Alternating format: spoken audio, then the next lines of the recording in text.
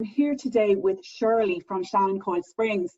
And I've asked Shirley to come in and talk to me today because I think they have a great story to tell. They're a company based in Limerick, family-run business, who have been through difficult times in the past.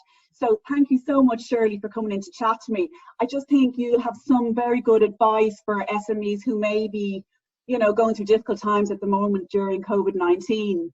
So will you tell us a little bit about Shannon Coiled Springs and what you guys do? Okay, hi Jane, thank you for having me. Shannon Coiled Springs was formed in '78 by my father, John Walsh, primarily set up to supply the Limerick and Shannon area with springs into the electronics and the kitchen appliances industries, that they being EI in Shannon, and we're still dealing with them 40 years later. And of course the domestic appliances was Crux, which was a huge industry in Limerick at the time. And in 1982, I suppose we bought our first wall tie machine, and we started supplying into the market cavity wall ties into the building industry. And then in the mid 90s, we purchased some wire forming machines, and we started to develop our market there, and we were able to supply into the UK, into Germany and the USA, amongst other markets, but they were predominantly our markets.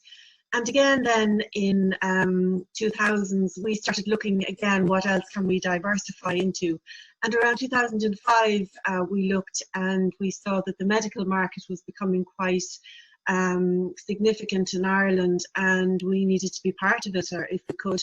So on research, we realised that all the medical industry were looking to develop a local supply hub around them, and we were perfectly poised and situated to be able to supply them.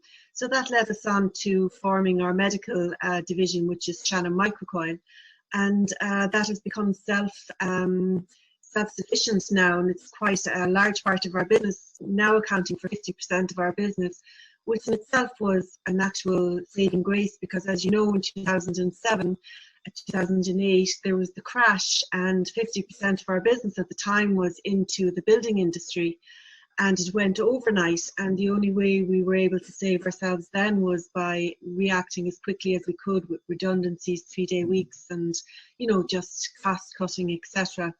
But we came under severe pressure from the banks, because of supply chains that we had secured that still had to be paid for, even though we'd no markets.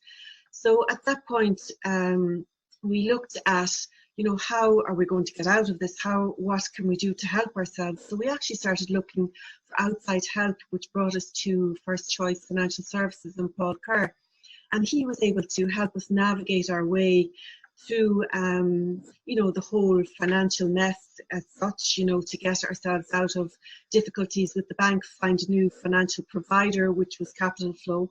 And he was able to, successfully guide us through that, and hence we ended up with Capitalflow as our provider. And then from there, we were able to build the business again and start afresh as such. Now, we didn't expect to encounter another kind of a crash with the COVID-19 happening so quickly. But because we had done certain things, like in 2012, as I said, when we exited the banks, we actually looked to hire a financial director in-house.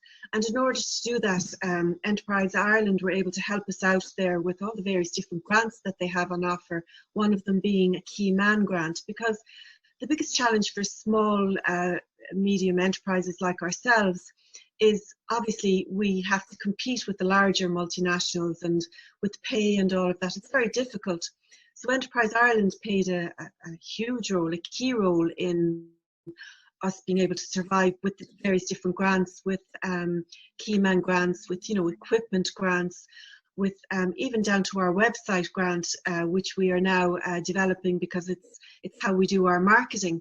So Enterprise Ireland were absolutely essential in our survival, and they're essential in you know, keeping us abreast of what's available, you know, where the markets are going, because they have market advisors in every country in the world, and every company in Ireland that deal with Enterprise Ireland has a designated advisor, and ours is Anne Slattery.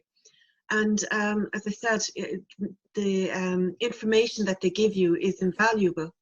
So now we're 50-50 into the medical industry and into the industrial supply sector. So we seem to have navigated our way through many difficulties over the last number of years, but you know, we're still here at the moment to tell the tale anyway. So.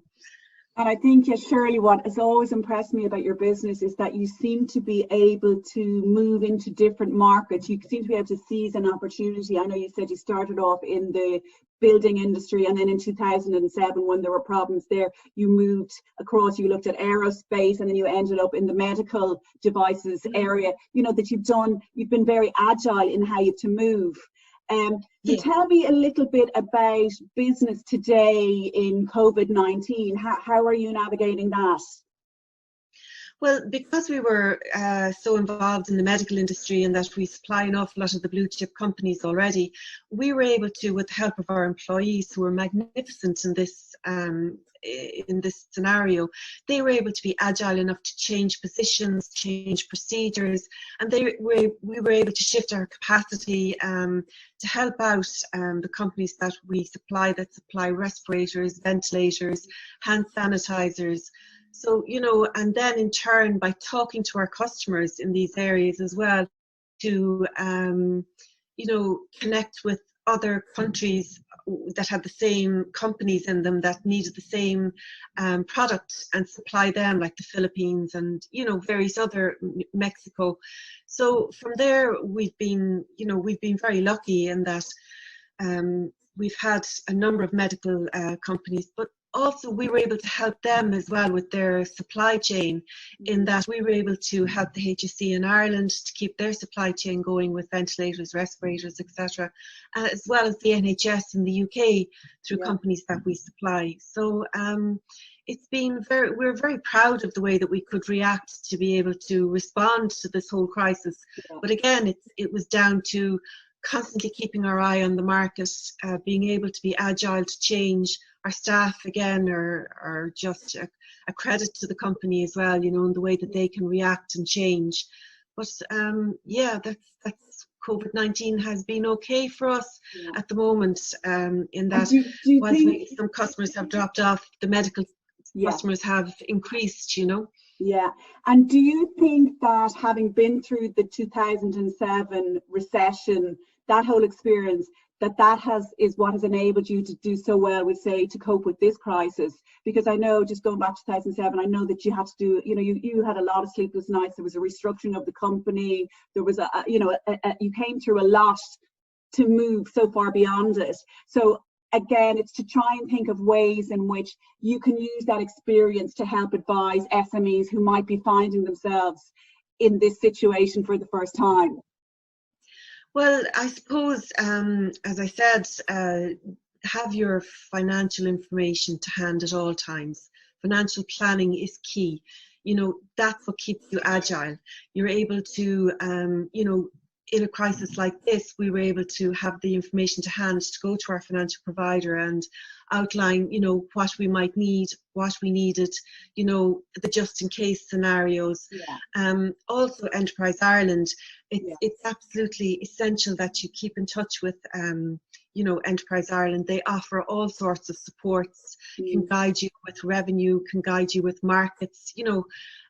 Then talking to your customers, because your customers are out there in the marketplace, and they're able to, if you're talking to them, they're telling you where their markets are going, which keeps you informed about where you're going. Your suppliers the same. So, you know, financial planning, talking to everybody that's available to talk to. And I'm not one now for getting out to mix in large groups and networking. So that's why, you know, it's good for us to be able to talk to our customers and talk to our suppliers, because they're easy conversations, you know.